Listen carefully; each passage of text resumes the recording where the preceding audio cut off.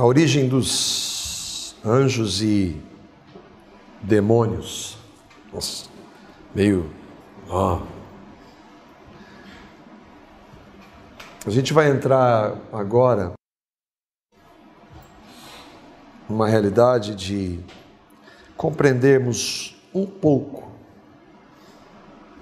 do mundo que nós vivemos, não o mundo físico, porque esse eu e você conhecemos bem. Mas é um mundo que é tão real, de acordo com a palavra de Deus, quanto esse mundo físico, que é o mundo espiritual, que é a realidade espiritual. Esse negócio de anjo aí, asa, isso aí não é coisa de filme, a gente já vai ver um texto que, por isso eu usei essa imagem aí. Estamos estudando o livro de Gênesis e hoje entramos no capítulo 3 e nós vamos ficar só no versículo 1 e parte dele para tratar desta pessoa ou deste ser, a serpente. Gênesis 3, capítulo 1 diz assim: Ora, a serpente era o mais astuto de todos os animais selvagens que o Senhor Deus tinha feito. E ela perguntou à mulher: Foi isso mesmo que Deus disse? Não comam de nenhum fruto das árvores do jardim? No texto a gente vê 3 realidades que destoam daquilo que nós temos visto ou daquilo que nós vimos até agora. Porque até agora nós vamos recapitular um pouco, que tudo que Deus havia feito era, segundo a palavra dele, portanto, segundo ele, tudo muito bom. Mas aqui nós vemos que há uma serpente falando. Deus havia criado o ser humano para se relacionar, era o único ser relacional, racional, que podia pensar e que podia se relacionar com Deus. Ele havia criado o homem e a mulher. E aqui surge uma serpente falando. O segundo ponto é que essa serpente era, de acordo com a palavra de Deus, astuta. Ela tinha muita astúcia, e às vezes a astúcia, normalmente, ela está aliada ao sentido negativo. E é o caso aqui. A astúcia no sentido negativo. E o mais sério de tudo isso é que ela estava colocando em dúvida o que o Deus que havia criado tudo, o Deus criador de todas as coisas, havia dito para Adão. Foi isto mesmo que Deus disse? Nós vimos que tudo o que Deus havia feito era muito bom. Gênesis capítulo 1, versículo 31. Nós lemos algumas vezes esse texto, e só para nós nos localizarmos, e diz que Deus viu tudo o que havia feito. Tudo que Deus havia feito, e tudo havia ficado muito bom. Passaram-se a tarde e a manhã, este foi o 6º dia. E o que nós vimos? Eu quero recapitular com você, e para aqueles que talvez não tenham participado de todos os estudos, o que nós vimos até agora? Primeiro que um dia Deus eterno, decidiu criar o universo. Nós falamos que um dia, na nossa compreensão, porque Deus é eterno, Ele está fora do tempo, a realidade, Deus está fora da realidade do tempo, e nós não sabemos o que é isso, mas a Bíblia diz que Ele é eterno. Mas um dia, o tempo começou para a nossa realidade, e Ele decidiu, Deus criou porque Ele quis o universo. Ele criou tudo o que existe por meio de sua palavra. A palavra é Cristo. No princípio era o Verbo, e o Verbo se fez carne. No princípio era a palavra, Jesus é a palavra de Deus. Então Deus, Pai, Filho e Espírito, criou tudo por sua palavra, por meio de Cristo. O universo criado por Deus não é somente o físico ou a matéria, e nós vimos isso em nós, que a Bíblia fala que nós somos não somente aquilo que nós vemos, nós somos corpo, alma e espírito. Então não é somente físico, mesmo porque o Deus Criador, Ele é espírito, e que esse universo Ele criou porque Ele quis e para a sua glória. Deus criou tudo não porque Ele precisasse de alguém para se relacionar, porque o Deus Trino, Pai, Filho e Espírito Santo, se relacionavam e se relacionam de maneira perfeita. Não tem necessidade de nada. Ele criou, o Deus Pai, Filho e Espírito, criou porque Ele quis. Tudo foi criado, como nós vimos, em 6 dias de 24 horas. Trabalhamos isso, especialmente no início, para ir contra aquilo que a parte de alguns cientistas defendem, que levou milhões de anos. Nós vimos pela palavra que isso não é verdade. Vimos também que tudo foi criado, como nós estamos enfatizando, muito bom. No princípio criou Deus os céus e a terra, e aí Ele dá todo o relato da criação, cria os animais, o universo, e tudo era muito bom. Então não havia nada de errado até Gênesis capítulo 2, versículo 1. Nós não sabemos quanto tempo passou de Gênesis 2:1 para Gênesis 3:1, que é o texto que nós estamos lendo, mas nesse intervalo algo aconteceu naquilo que havia sido criado e tinha sido tudo muito bom. O ponto 3 aqui, que está sublinhado, é que o universo não é somente físico, Deus é espírito. O ponto 7 é que Deus cria um homem que também não é só físico, ele é corpo, alma e espírito. E tudo era muito bom. Gênesis 3:1 não é um animal falando, mas é um ser por trás daquele animal. A serpente, nós não sabemos se a serpente descrita ali é a serpente que nós vemos hoje. Nós não sabemos disso, porque nós vamos ver mais à frente que ele dá algumas descrições que a serpente parece que muda a sua natureza, mas qualquer coisa que nós tentemos entender, encaixar, eu já ouvi até falar que a serpente era um dinossauro, para você ter ideia de como isso, né? Nós não sabemos, e nós temos procurado enfatizar que nós não devemos, como Paulo diz, ir além do que está escrito. O fato é que há um ser por trás daquela serpente, que foi criado nos céus, e que era muito bom, mas que neste momento está fazendo algo que não é bom. E para nós entendermos o que acontece aqui, por isso que nós vamos sair um pouco do nosso estudo verso a verso de Gênesis, vamos fazer agora um estudo, procurar entender o que são esses seres espirituais, essa realidade espiritual, como ela começou, o que aconteceu.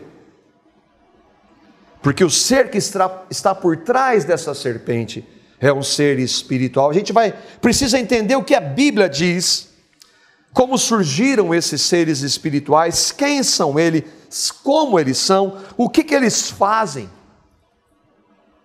E para nós sabermos disso, por que nós precisamos saber disso, caso você pergunte, seja aí perguntando, porque nós temos enfatizado que nós somos chamados a anunciar todo o conselho de Deus. Todo o conselho de Deus é tudo que a palavra de Deus diz, porque nós precisamos discernir os ensinos, de que quando, por exemplo, alguém canta, tem um anjo voando nesse lugar, tem anjo em cima do altar, a gente tem que saber que isso não tem base na palavra, ainda que seja uma música um pouco antiga, né?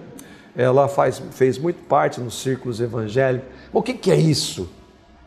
E como alguém dizendo uma vez, um pregador, mandando todo mundo ficar quieto porque tinha um anjo sentado na bateria. né? Nós precisamos conhecer essa realidade espiritual, e que está muito aí, fala-se muito sobre batalha espiritual, e que normalmente o que se fala não tem base bíblica nenhuma. Então a gente precisa saber o que significa, o que são esses seres, o que a palavra de Deus fala sobre eles. E porque eu e você estamos envolvidos, nós não estamos aqui nessa realidade, irmãos, de férias. Nós estamos aqui em uma guerra. Tudo que nós vemos nessa realidade física tem uma realidade espiritual.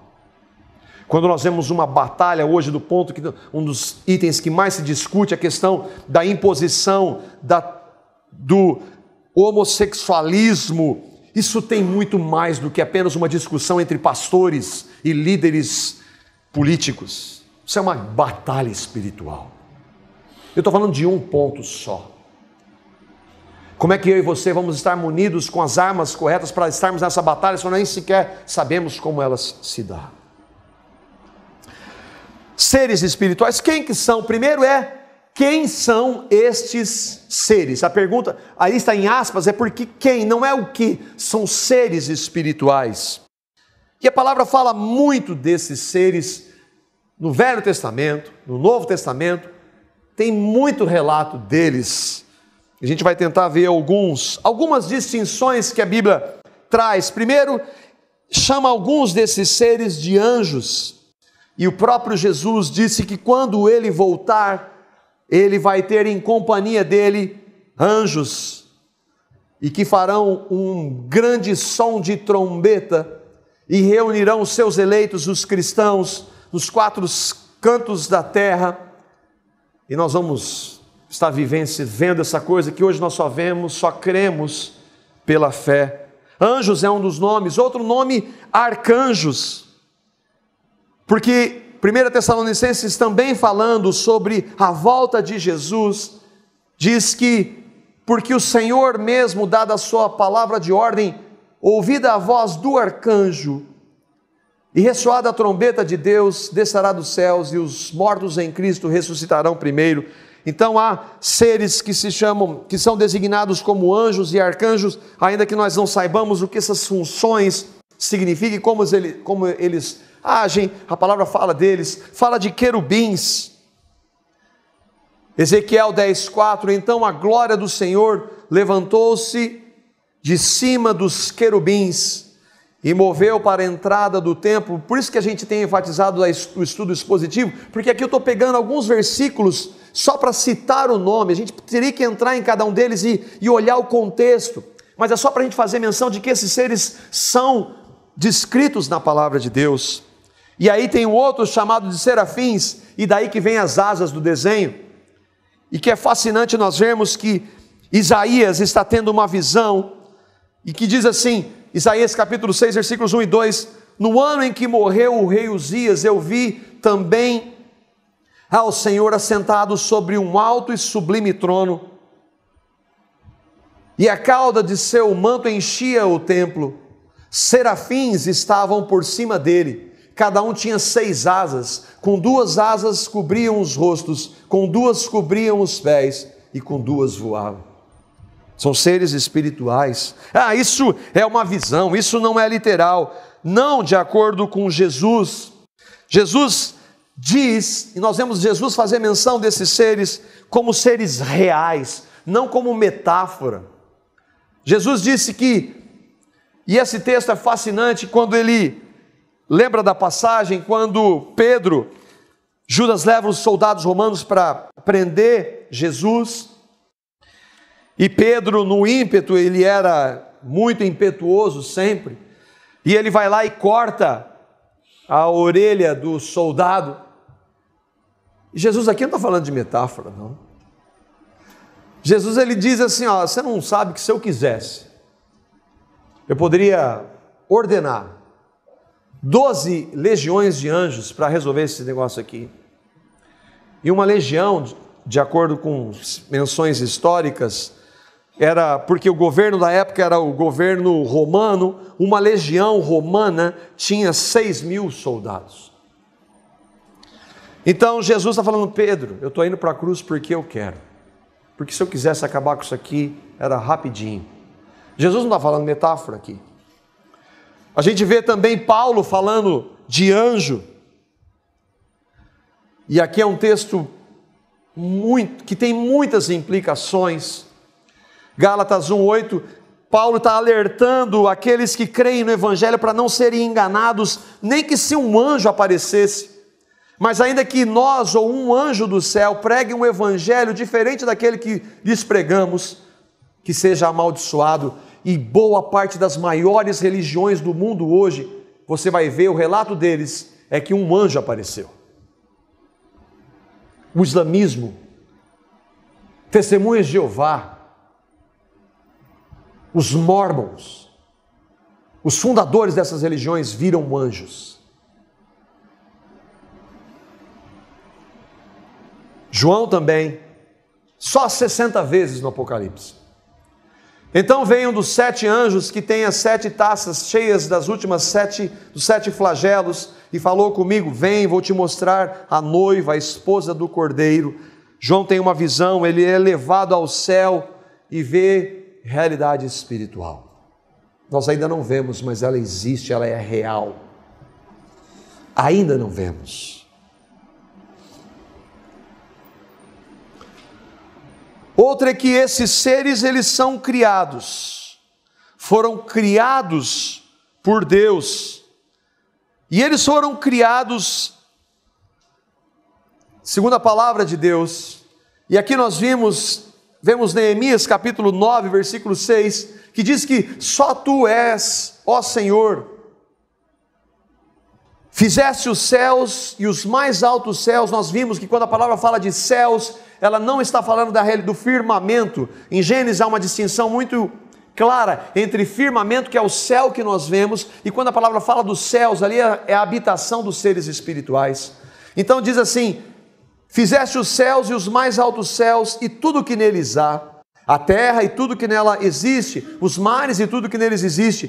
Tu deste vida a todos os seres, e os exércitos dos céus te adoram. Mostra que Deus criou os seres espirituais, porque nele, em Cristo, como nós já vimos esse texto algumas vezes, foram criadas todas as coisas que há nos céus, na terra, visíveis e invisíveis, sejam tronos, sejam dominações, sejam principados, sejam potestades, tudo foi criado por ele e para ele. A palavra está dizendo aí que há inclusive uma hierarquia nesses seres espirituais. Aqui não é metáfora, é tudo realidade. Esses seres, eles têm um propósito, eles cumprem um propósito. O texto de Hebreus capítulo 1, versículos de 5 a 6, diz: pois qual dos anjos Deus alguma vez disse: tu és meu filho e hoje eu te gerei? E outra vez, eu serei o seu pai, e ele será o meu filho. Aqui o autor aos Hebreus está falando que Jesus não se compara com anjos. Ele é muito superior a anjos. Ele não chamou anjos, o pai não chamou anjos de filho. Mas aí ele está dizendo, e ainda quando introduz o primogênito no mundo, diz: todos os anjos de Deus o adorem, adorem a Cristo. Qual é o propósito? Foram criados, assim como eu e você, para a honra e para a glória e para o louvor do Senhor. E eles cumprem o seu propósito de várias formas. Há uma infinidade de textos que eles têm várias funções. Se a gente fosse parar, não é o propósito para estudar, para ver cada uma delas. Algumas curiosidades: quantos anjos tem? Apocalipse capítulo 5, versículo 11.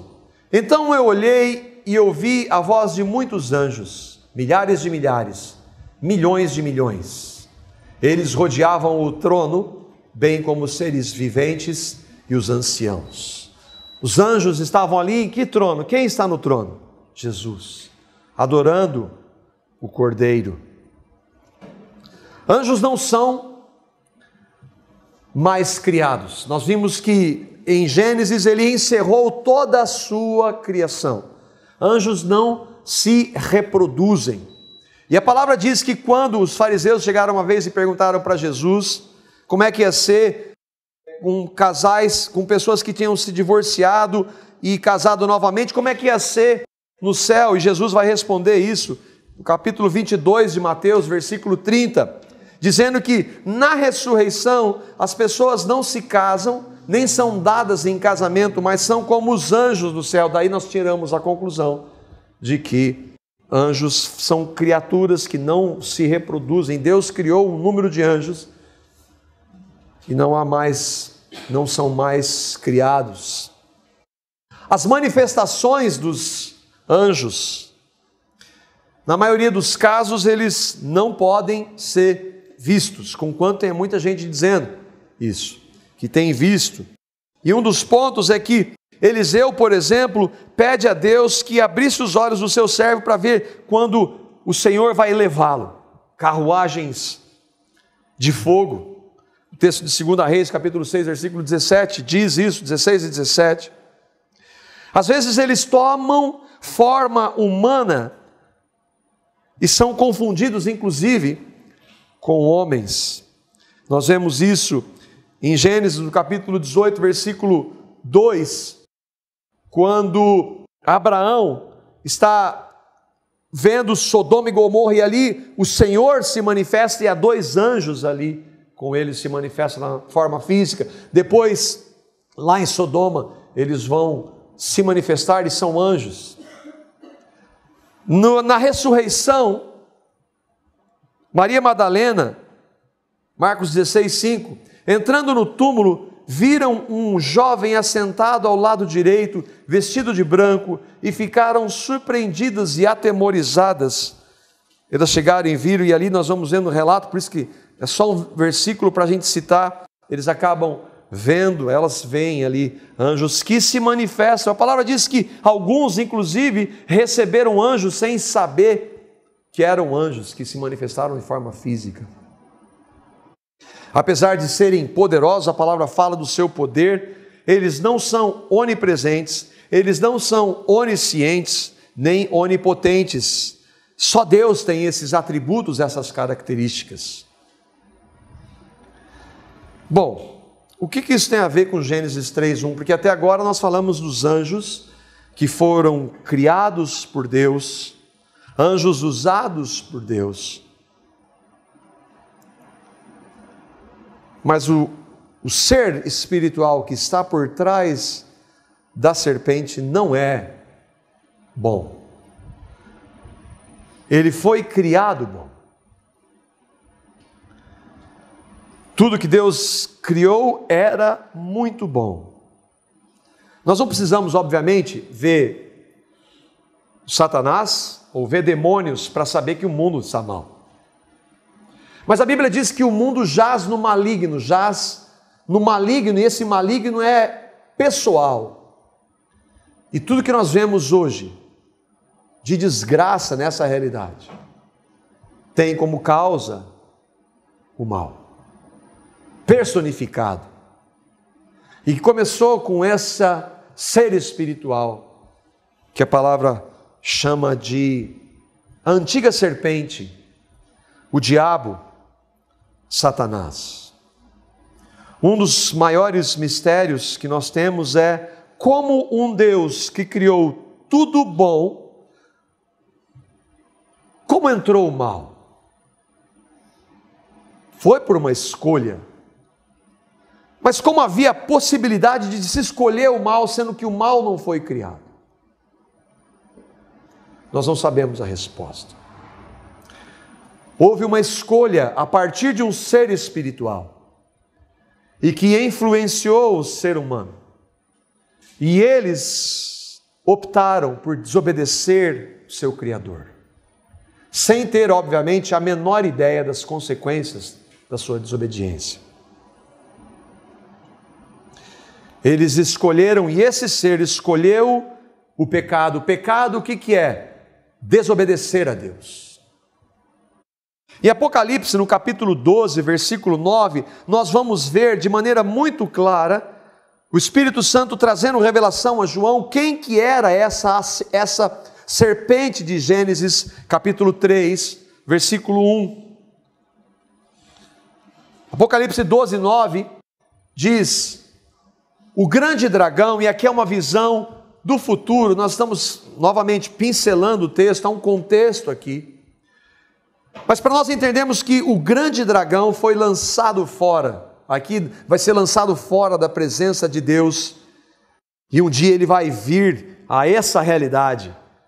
A palavra diz que, ai dos que habitam sobre a terra, porque o diabo desceu até vocês, e ele sabe que pouco tempo resta. Se nós achamos que isso aqui está ruim, gente, não faz a menor ideia do que vai ser quando esse evento aqui ocorrer.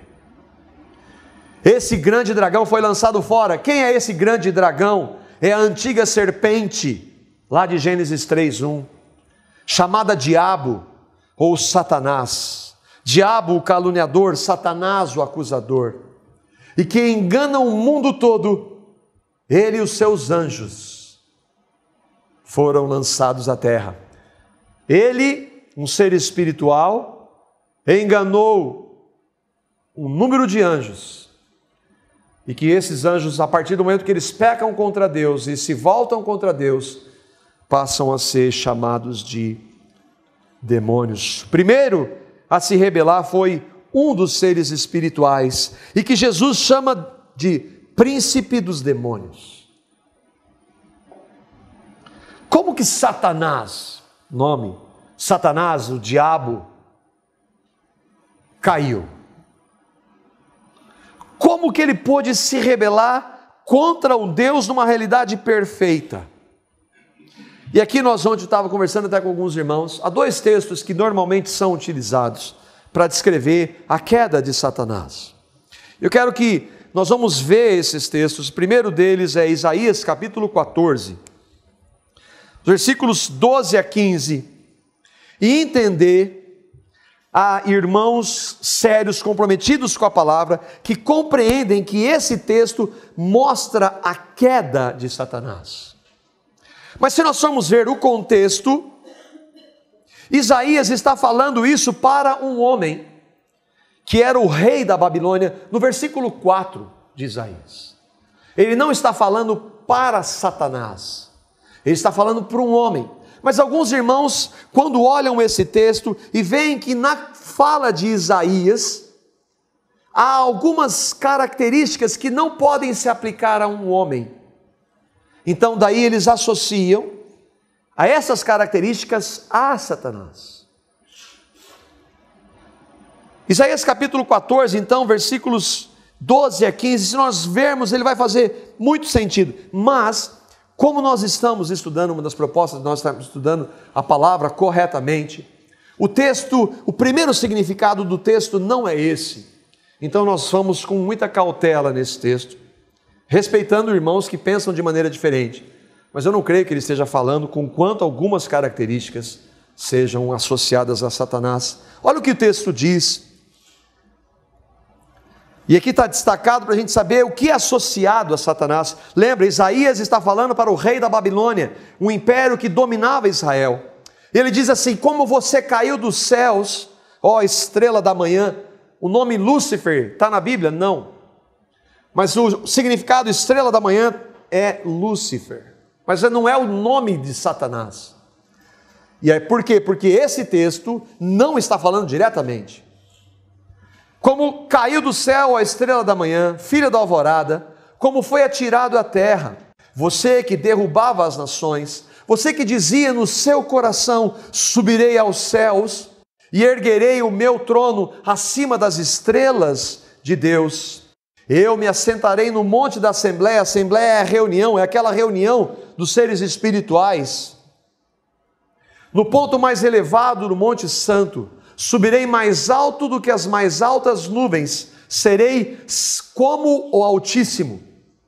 Mas as profundezas do Sheol, lugar dos mortos para aqueles que morrem sem Cristo, você será levado e irá ao fundo do abismo.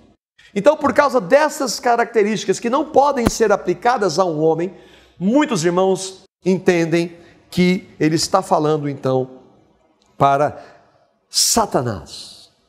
Aquele homem, está falando, por trás daquele homem havia a figura de Satanás. O outro texto é de Ezequiel, no capítulo 28, como o texto é longo, nós vamos pincelar algumas passagens aqui. Ezequiel capítulo 28, os versículos 12 a 17.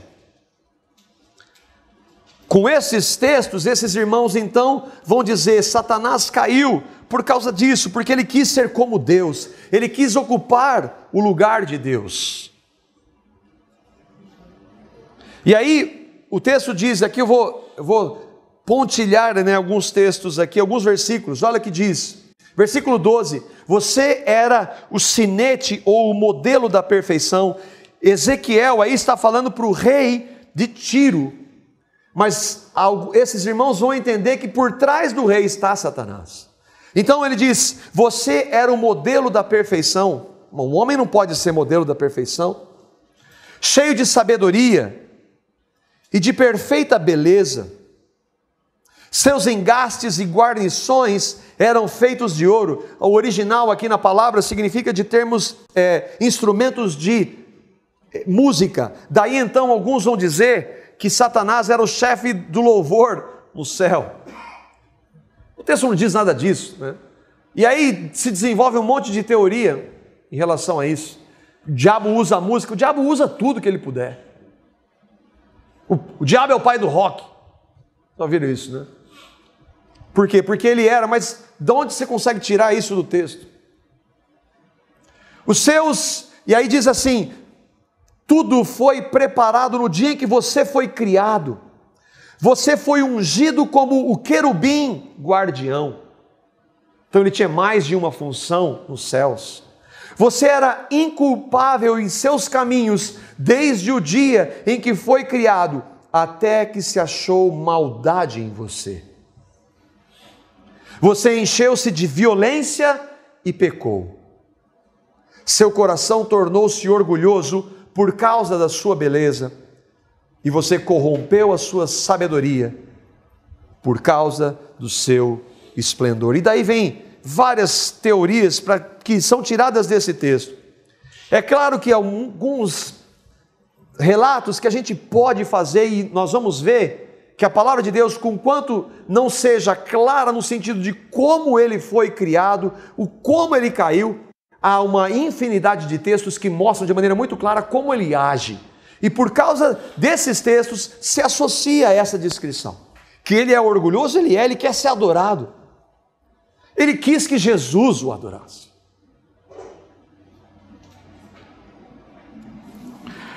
É interessante que nós podemos fazer uma compreensão, e eu ouvi um irmão muito sério na palavra, que ele faz a associação a esses textos com Jesus e Pedro.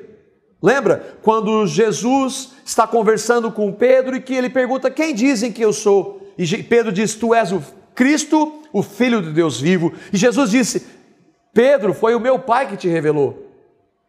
E daí os católicos dizem que a igreja foi fundada sobre Pedro, mas daqui a pouco Pedro vai dizer, quando Jesus diz que precisa ir para a cruz, e Pedro diz, não Senhor, isso não pode acontecer contigo, e Jesus disse para o mesmo Pedro, arreda-te Satanás, porque não cogitas das coisas de Deus, mas dos homens. Então não dá para fundar a igreja em cima de homens pecadores, o fundamento é o Cristo, o Filho do Deus vivo. Aí esse irmão faz essa associação muito pertinente, interessante. A questão bíblica é não no como ele caiu.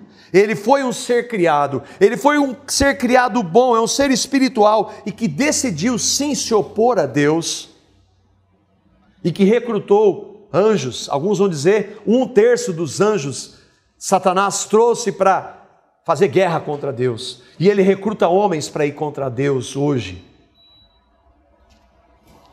O fato é que a ênfase da palavra é como ele age, como o diabo age. Há 2 textos na palavra que daí vão falar da rebelião dos anjos, desses anjos que foram criados bons. 2 Pedro, capítulo 2, versículo 4, e o que impressiona é que se você for olhar no contexto, Deus está falando por meio de Pedro, e está fazendo uma associação dos anjos que caíram com falsos profetas.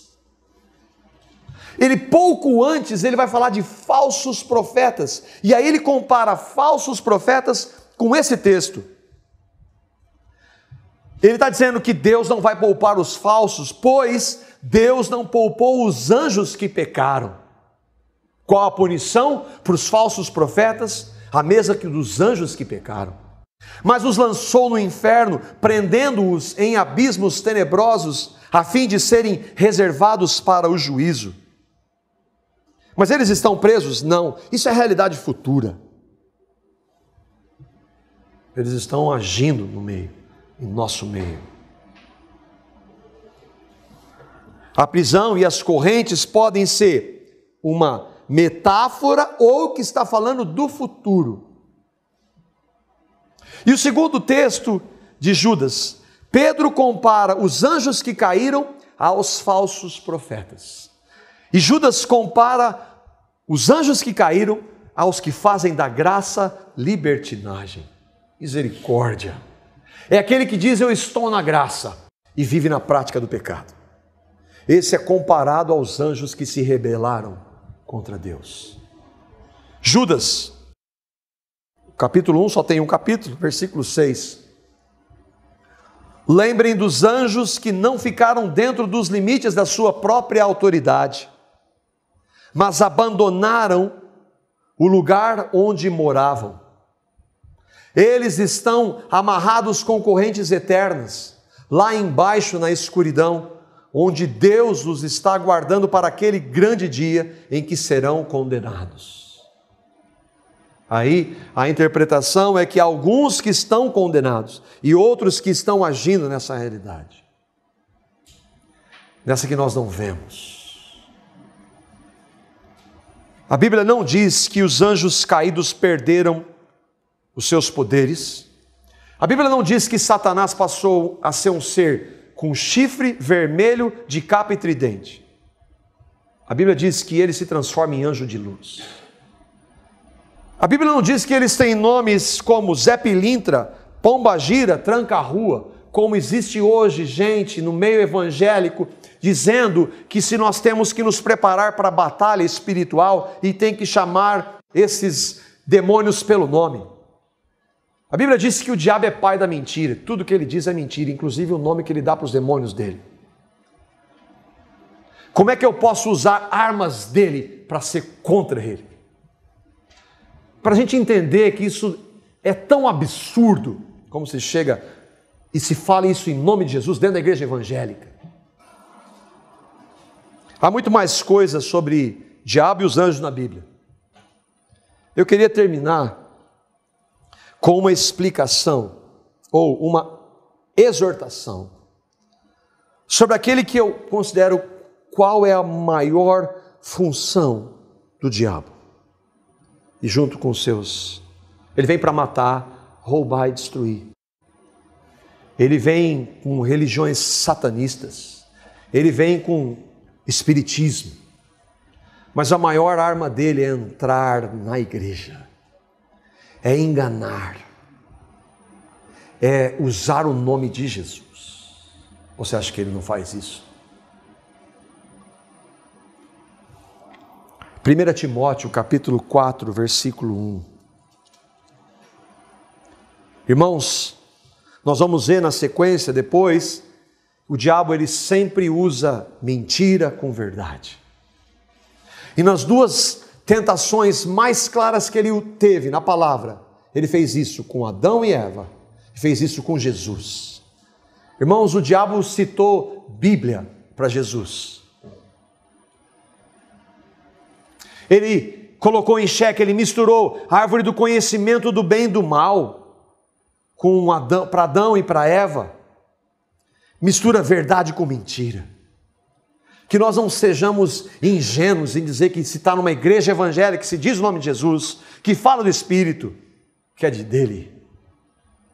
Olha o que texto de 1 Timóteo capítulo 4, versículo 1 diz: o Espírito diz claramente, o Espírito Santo de Deus, pela palavra, que é o meio pelo qual o Espírito Santo fala. Se alguém está dizendo para nós alguma nova revelação que não está na palavra, mas que vem do Espírito, não é verdade. O Espírito Santo diz claramente que nos últimos tempos, é quando a gente está vivendo, gente da, entre aspas, igreja, abandonarão a fé. Mas espera aí, gente que creu de verdade, não, porque quem crê de verdade jamais abandona. Por quê? Porque nós temos capacidade de perseverar? Não, porque aquele que habita em nós nos capacita a perseverar. Mas vai haver no meio alguns que abandonarão a fé e vão seguir espíritos enganadores e doutrinas do quê? De demônios. Aonde isso? No centro espírita, lá na encruzilhada, no satanismo? Não, no meio da igreja.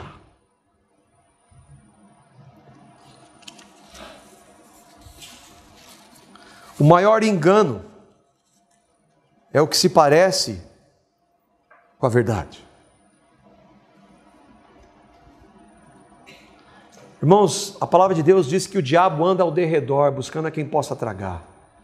Ele não está ao derredor de quem já é dele. Ele busca quem possa tragar dos que são contra, dos que são de Cristo. Ele não pode tirar a nossa salvação, ela é eterna. Mas ele pode destruir a nossa família. Ele pode trazer heresias, enganos.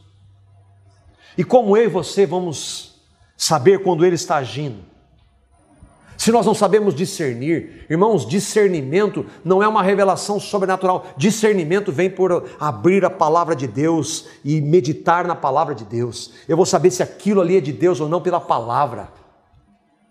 Agora, se eu não tenho contato com a palavra, disse que é Jesus, está dentro da igreja, falou da Bíblia, amém? Não.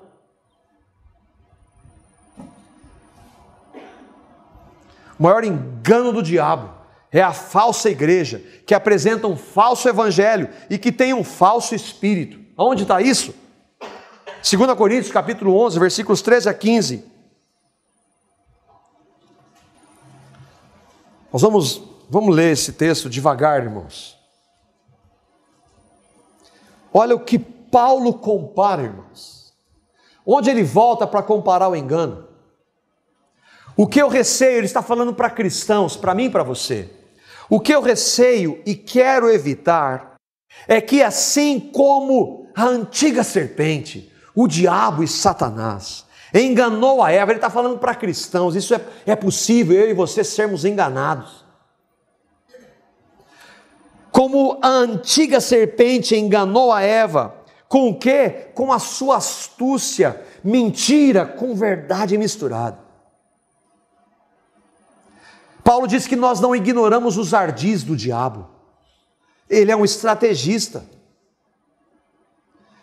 E onde que ele age? A mente de vocês. Com dardos inflamados do maligno vem na nossa mente. E como é que vem isso? O diabo vem e lança uma setinha? Não, é quando eu e você estamos gastando tempo da nossa vida com coisas que não glorificam o Senhor. Quando nós assistimos programas que são totalmente contrários a Ele. É isso que Ele está fazendo. E Paulo fala assim, que nós somos chamados a ter uma mente renovada. Renovação com o mundo? De jeito nenhum. Seja corrompida a mente de vocês e se desvie da sua sincera e pura devoção a Cristo. Como é que o diabo pode nos enganar? Pois se alguém lhes vem pregando um Jesus, o diabo usa o nome de Jesus, não o verdadeiro. Lembra que Jesus diz, nem todo aquele que me diz Senhor, Senhor. Ele está falando, chamando Jesus de Senhor. Não interessa, Jesus diz, eu não conheço vocês.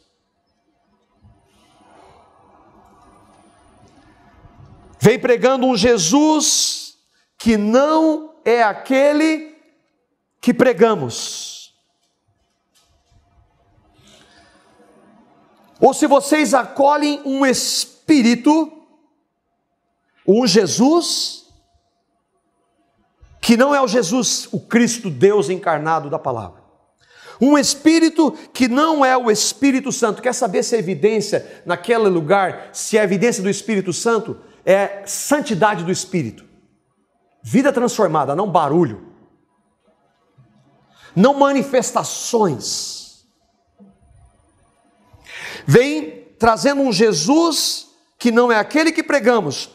Ou se vocês acolhem e recebem um espírito diferente do que acolheram, ou um evangelho, olha irmãos, evangelho, mas lá se prega o evangelho. Qual evangelho? Qual evangelho? Um evangelho que é do peso, usa a Bíblia. Judaizantes, que não anunciam o evangelho da graça. Quem que eles são? Tais homens são falsos apóstolos. Eles são obreiros enganosos. Eles não estão sendo enganados, eles querem enganar. Eles fingem-se apóstolos de Cristo. Jesus, Espírito, Evangelho, Cristo. Isso não é de admirar. Irmãos, eles são apóstolos falsos, não de Maria, não do Chico Xavier, não do Maomé. São falsos apóstolos de Cristo. Usam o nome de Cristo. Não é de se admirar, porque o próprio Satanás se transforma em anjo de luz.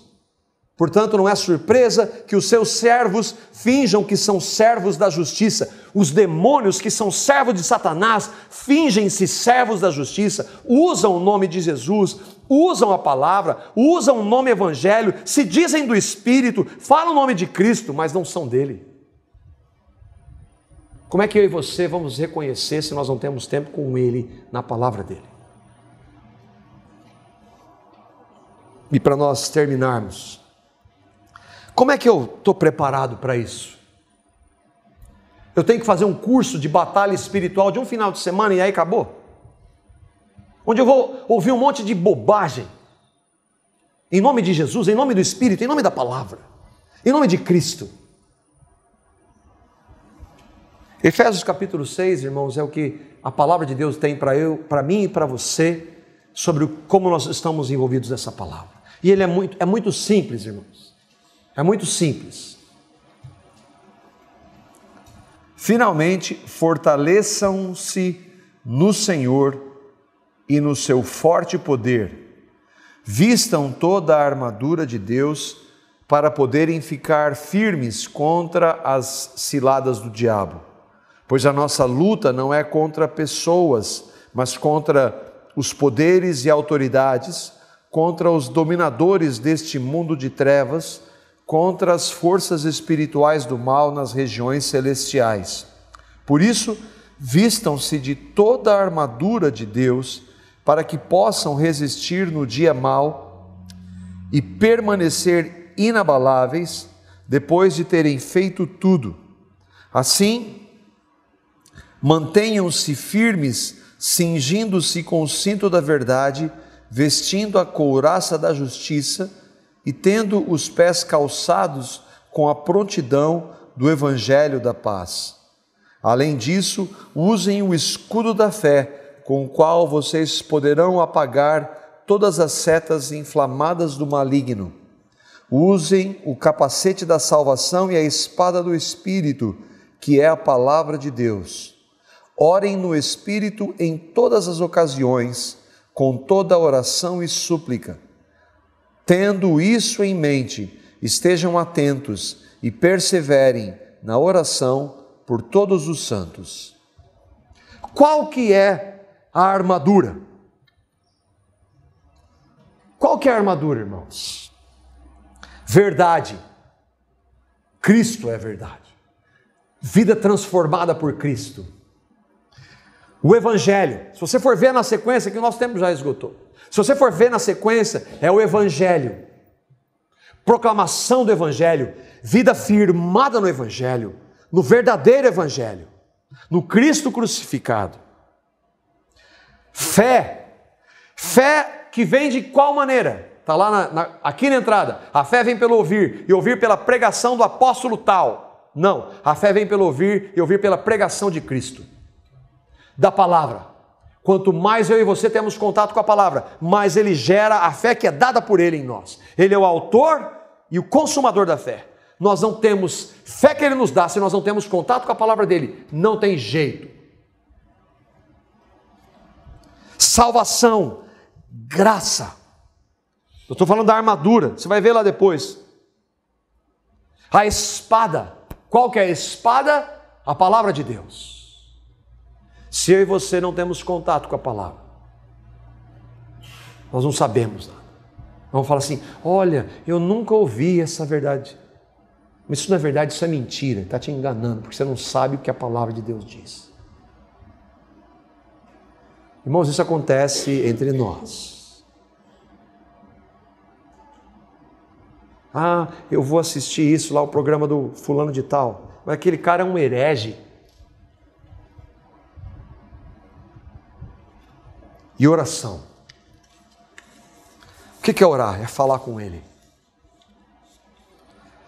Essa é a armadura que Deus tem para nós estarmos. Se nós andarmos com o Senhor, isso tudo se resume em andar com Ele. Se nós andarmos com Ele, Ele vai nos dar o poder dEle para viver nessa realidade. Irmãos, nós estamos numa guerra. E não tem volta. Não vai melhorar. Que eu e vocês busquemos nele, andar na presença dele. Amém?